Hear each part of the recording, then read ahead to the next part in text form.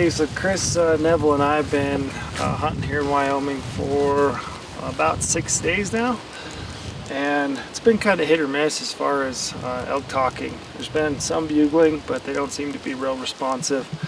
It's a little bit pre-rut. They're definitely not really getting after it as of yet. So one of the strategies that I like to use when the elk really aren't rutting too hard is sitting on a wallow. I get questions about what a wallow is. Essentially what a wallow is kind of a wet, muddy spot that a bull will typically come into. They'll flop down in the mud, usually pee in it, and they like to coat themselves in their own urine. Typically what I look for, we're right below a water trough. We've got some water that's leaking down, it's coming down through the hillside. A lot of times you'll find seeps or springs where you've got kind of a wet, muddy spot as it works down through the draw.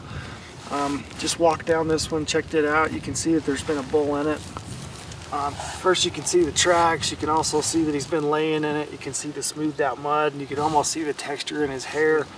So that's a great spot to ambush a bull.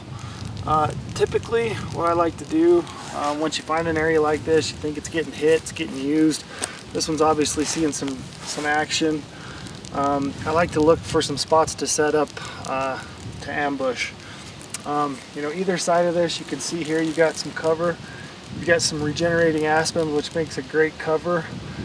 You can kind of weave those in together. You can sit behind them. A little pack saw is great to cut some shooting lanes in those. On the other side, we got some pines. There's some good spots that you could set up over there.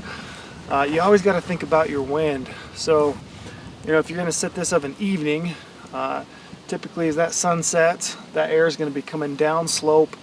If you think those elk are going to be coming in, maybe from this game trail here, you want to be below that line so you keep the wind in your favor, so they're not going to wind you. And that's first and foremost the thing that you have to remember is keep the wind in your favor if you're going to set a wallow. So find some cover, make sure it's in range and that you can make the shot, and then keep the wind in your favor.